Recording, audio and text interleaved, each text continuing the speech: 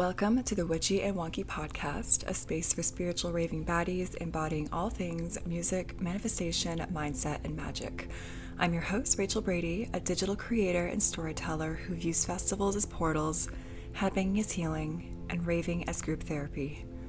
Whether you're deep in your spiritual journey, reframing your subconscious beliefs, or just trying to figure things out, you are in the right place. Join me today as we lock in and get weird. Hello, my angels, and welcome back to another episode of the Witchy and Wonky Podcast. I'm Rachel Brady, and if you are listening to this when it gets released, we are just closing out the summer 2026 Mercury retrograde. And I don't know about you, but this one had hands. I was feeling it even extra hard before during the shadow period. And I'm not sure if it's because I have some additional parts of my personal healing journey going on as well, but I definitely wanted to give myself plenty of grace when it came to creating this episode, while reminding myself that rest and retreat are also part of the natural creative process.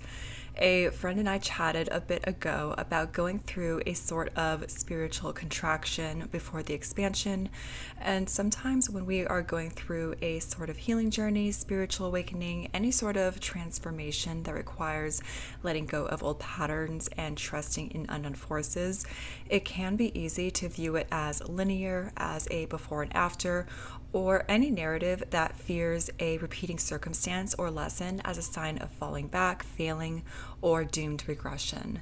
And while I'm sure you might have heard of this before, a huge form of comfort has been to treat the journey as a spiral.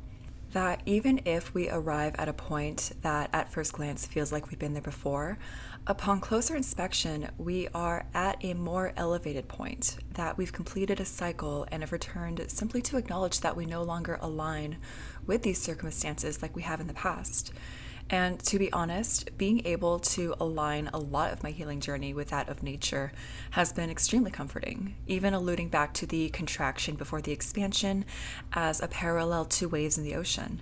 All that to say is that this summer has already been showing itself for me personally as a celebration of arriving at certain points that might have felt familiar from past traumas or triggers, but to know that I have done the work, that I have explored my shadow, set boundaries, allowed myself to feel and move through and alchemize emotions, and that even these periods that might feel stagnant or dormant on the outside are in fact preparing me for something I would have never been able to predict. So as we complete this Mercury retrograde, or whenever you stumble upon this episode, I really wanted to dive deeper into exploring how we can curate and incorporate energetic rituals in a way that feels organic and sustainable, particularly, of course, during our raving or festival adventures. Now, obviously, everything we discuss here can be applied to multiple facets of life, and I would argue that consistent energetic upkeep, or spiritual hygiene as it's also called, is a wonderful way to condition your nervous system to see this as something that is ingrained rather than a, quote, break glass in case of emergency situation. After all, we understand this with our physical muscles and physical health, so it would make sense that we would get curious as to how we can infuse this into our daily lives as well. So to break this down for this episode, we are going to discuss ways we can curate energetic rituals for before the rave or festival event.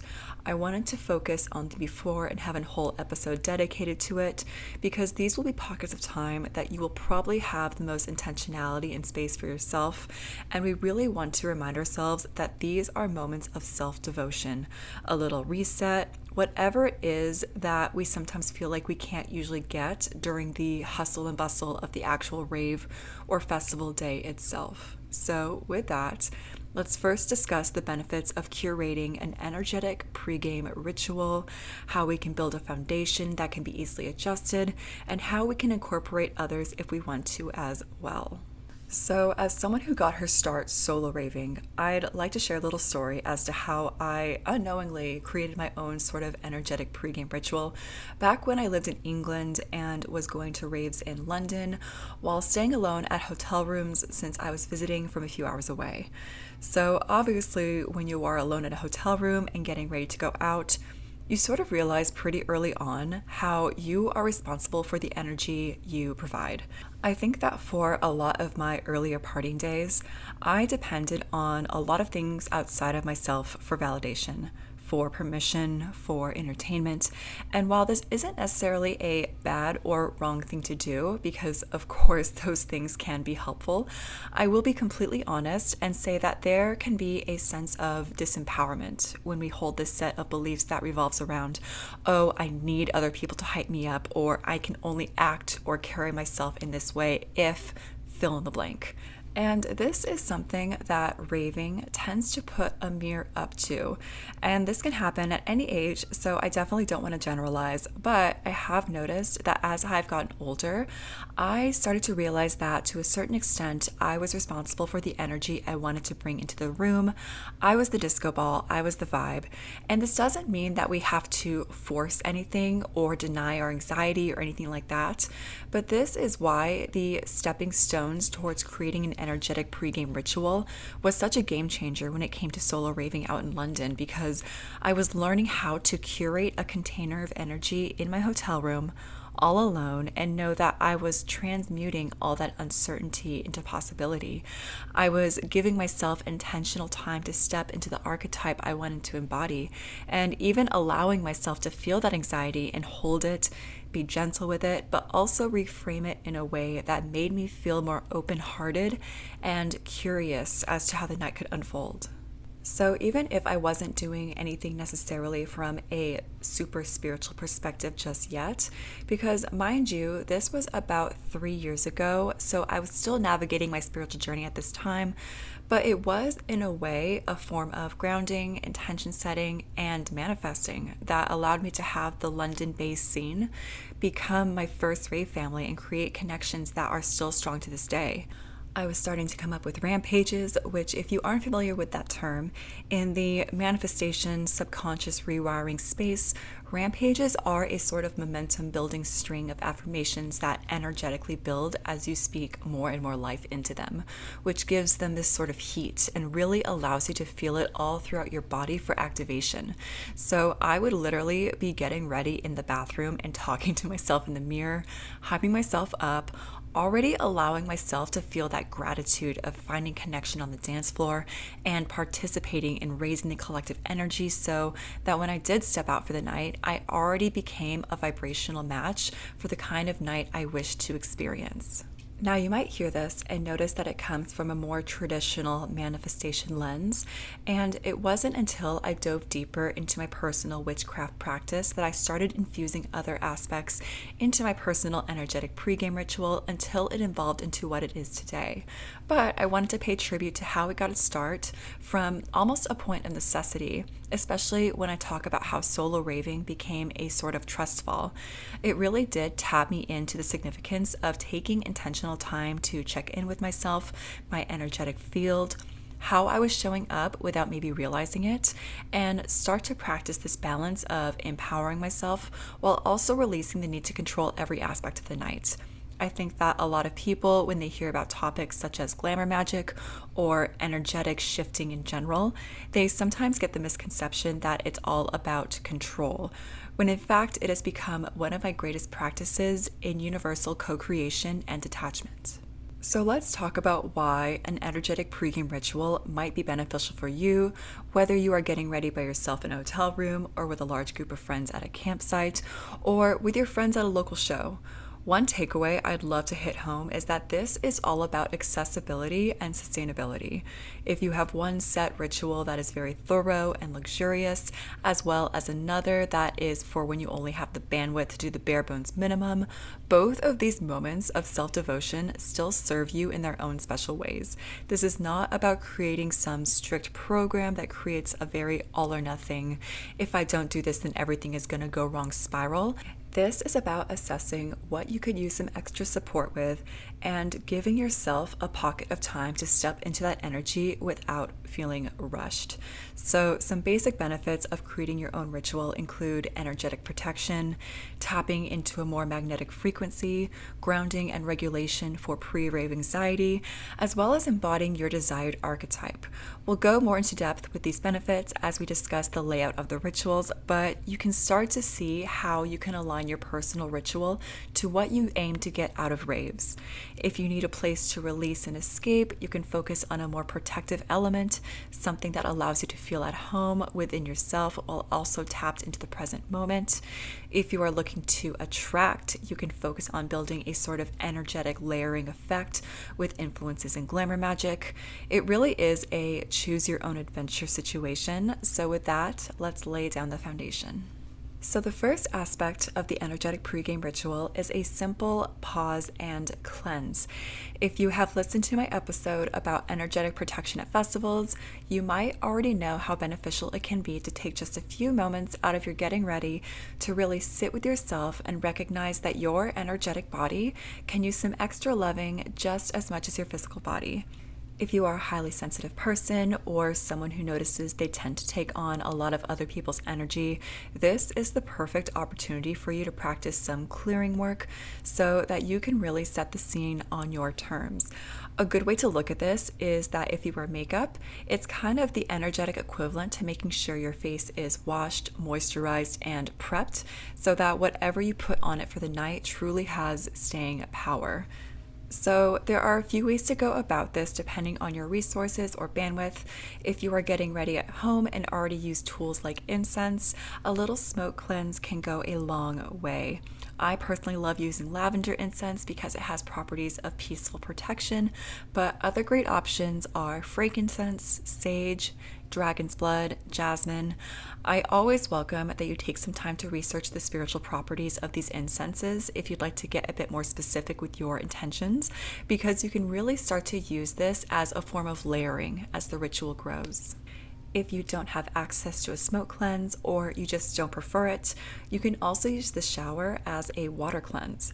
Water in general is such a powerful cleansing tool and holds so much energy. So a lot of people in the spiritual space consider it to be a very transitional portal.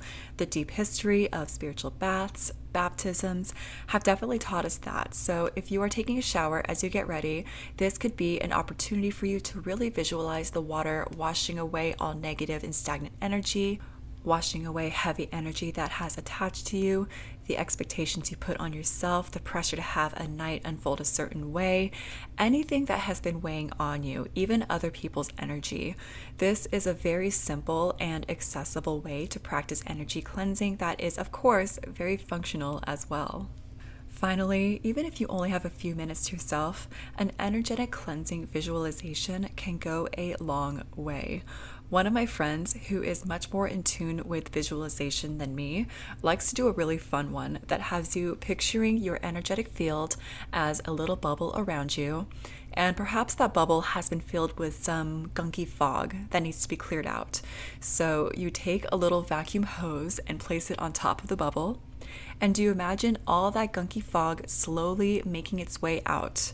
And this is a really fun one because, like I said, if you have a tougher time focusing or are in a more overstimulating environment, having a visualization narrative allows you to sort of anchor your mind a bit easier and still feel the effects of having your energy get a little bit of a spruce up. So whenever we have a go-to method of energetic cleansing when it comes to entering a ritual, and we do our best to practice it consistently, from a psychological perspective, this will be a way to prime our brain, our body, our nervous system to tap into a new sort of energetic state.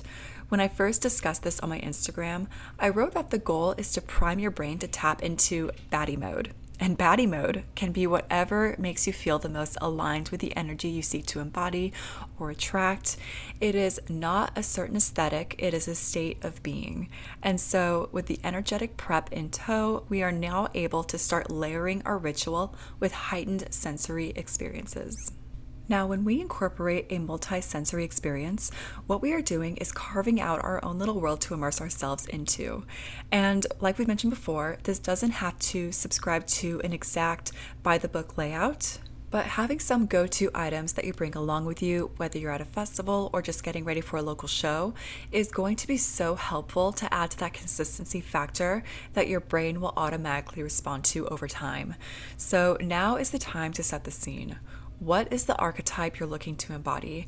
And when we say archetype, this is not about forcing yourself to fit into some sort of box or saying that you as yourself isn't enough. However, when it comes to raving for some of us, we are allowing a part of ourselves that might not come to light in the real world a chance to play around.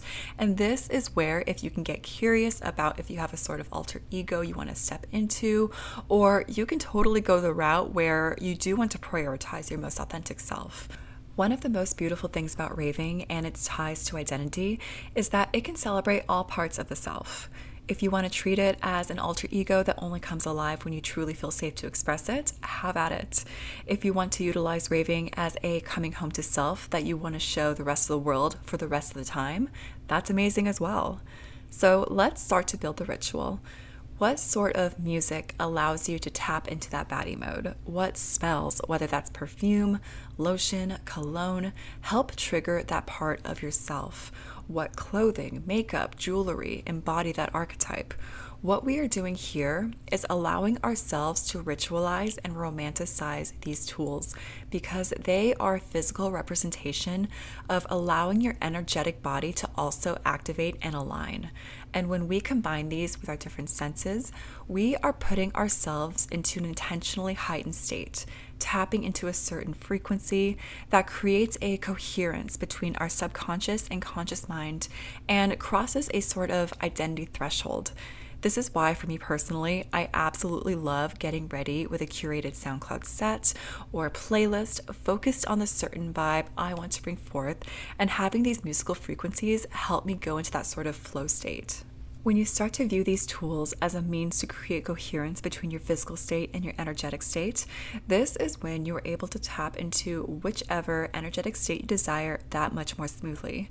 So no matter what your intention is with this, being able to view these tools as a form of activation can really get the ball rolling on inspiration to make this ritual the most you-coded. The third step in curating your energetic pregame ritual might be out of your comfort zone at first, but I promise you that finding a way to integrate this into your routine will activate you, awaken your energetic presence, and elevate the potency of the ritual you have already curated. And that is speaking life into your intentions. So you might have heard the phrase, words are spells, and this shows up in a multitude of ways, especially in the spiritual realm, whether that's an incantation for spell work, a chant during meditation, a prayer during worship, or an affirmation during a visualization session. The power is not only held in the words themselves, but in the energy they activate and create momentum with. This is why the motivational speech before the big game sets the tone. It taps into the energetic field that the team wants to ride out on. Now, if you've never practiced things like affirmations or they feel a little corny to you, trust me, I completely understand.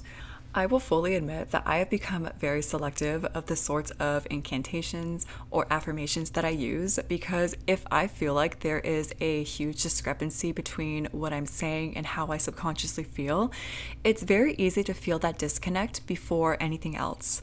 And that is why I love advocating for affirmations that are focused on openness and curiosity, because they are kind of training wheels for our subconscious to not immediately shoot down anything if it perceives it as a threat to deeply held beliefs. So how can we integrate this into our energetic pregame ritual?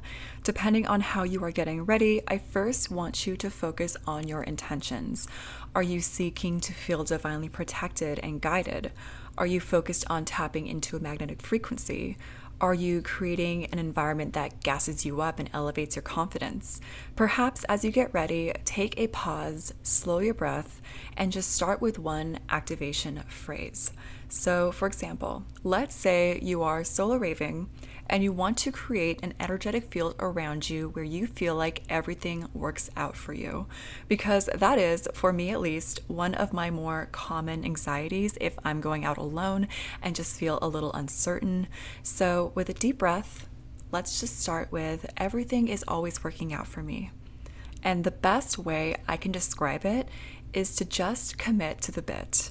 So we can allow ourselves to get a little delusional right now because let's be real, we are creating this intentional container of energy around us. We've laid the foundation, created the multisensory experience. So of course we want to keep adding to the scene set before us, right? So what we can start to do is lean into those rampages that we talked about earlier, which I'll remind you again is a stream of rapid fire affirmations that build off each other, usually focused on one theme, so it feels very streamlined. So to go back to the example, yes, because everything is always working out for you, what else? Everything is always working out for me, even if I don't see the path right away. I know that treating raving like a trust fall will open doors and connections that I would have never expected. I get so excited knowing that there are infinite possibilities waiting for me when I choose joyful curiosity. And mind you, I've been able to do these sorts of things for years, so I definitely have a bit more practice, but I want you to have fun with this and like I said, really lean into the bit. Because what this is going to do from a psychological perspective is prime your brain to recognize these opportunities, synchronicities, micro moments of magic because your energy commands it. It can be as simple as someone holding the door open for you, finding an amazing spot on the dance floor, or having a small moment of connection with a stranger in line for the bathroom. Our capacity for good things is a direct reflection of our ability to notice them. But going back into speaking life into your intentions, I invite you to look up some inspiration if you are having trouble at first. I am a huge fan of ones focused on glamour magic, of course, but even speaking them in your head, if you're not comfortable talking out loud in front of people, will still create a sort of meditative headspace that keeps you tapped in and raise your energetic state. Now, the final step in terms of the energetic pregame ritual, in my opinion, really is the cherry on top because our main goal here is to seal all of that energetic goodness with grounding and protection. This is particularly helpful if, like we've mentioned before, you are also a highly sensitive person or intuitive person, and this is why I really wanted to prioritize the notion of cleansing first, because now we are doing a sort of energetic setting spray to seal it all in. So you've cleansed your energy, you've created that multisensory experience, you spoke life into your intentions, and now it is time to ground, even for a tiny moment, because I definitely understand the hustle and bustle of getting ready, especially during a festival, but even taking a 30-second break in your camping tent, a few deep breaths, and maybe putting your hands on the floor and really feeling that connection to the earth. If you want to say an affirmation focused on grounding, go for it. But honestly, even just having that physical connection to the ground and perhaps even visualizing roots stemming from your hands down into the earth can really help send that signal to your brain. And while you do this, I also invite you to find a way to visualize energetic protection that best resonates with you. If you happen to listen to my episode about energetic protection at festivals, I mentioned some ideas, including a soft light around you, a protective cloak, or if you have a specific spirit team, deities you work with, ancestors, imagining them surrounding you. And just to close it off, I want to offer some phrases that you can play around with, such as, I am open to miracles and connection while staying grounded and protected, or I am divinely guided, protected, and provided for as I give myself permission to play. Because that is the beautiful thing about finding an energetic pregame ritual that best aligns with how you move through festivals. It's rooted in finding that balance between openness and energetic sovereignty, knowing that you can create an energetic container that aligns with your intentions while also staying grounded to the world around you. And the best part of this last step is that it can take literally seconds if you create a pocket of intentionality out of it. The last thing I want you to take away from this is that these sorts of rituals needing to be very drawn out, elaborate chores that get to the point of discouraging you from even practicing them. Because, like I said before, accessibility and sustainability are some of the pillars of what we talk about here. Being able to find ways to practice spiritual hygiene without consuming our experience or taking us out of the moment. Regardless of your spiritual practice, even if you have one, I also always invite you to do further research on energy work, whether that's for cleansing, grounding, protecting, because there are so many ways to go about it. And the biggest priority is finding a way that will create that mind, body, spirit coherence within you. Someone could tell me a way that they feel grounded that might not work for me, but if it helps them tap into that intention, then hell yeah. So, as always, allow this to be the most you-coded as it can, because that will aid in making it a consistent practice, building it up over time, and truly giving it that staying power. I will fully admit that I originally set out for this episode to cover both the energetic pregame ritual and an energetic decompression ritual, which is specifically for after festivals or more intense rave nights, but it actually turned out to become a part 1 and part 2 series because I really want to give each of these topics the care and thoroughness that they deserve. And honestly, with the way my brain works at least, when it comes to very, very long, comprehensive episodes, it can be easy for some takeaways to get lost in the sauce. So I'm very excited to release this part 1, allow you to really take it in, let it marinate, find what resonates, and hopefully gain some insight and inspiration for your personal journey. So as always, thank you so much for listening and staying open to the little witchy and wonky world that we've created, because playing around in the space between music and the magic creates a synthesis of miracles both on and off the dance floor. If this is your first time listening to this podcast, thank you so much for being here. You are more than welcome to check out my other social media on TikTok and Instagram, both under the handle Witchy and Wonky, where I discuss topics like these and so much more. As always, I'm Rachel Brady. Thank you for listening, and I'll see you on the other side.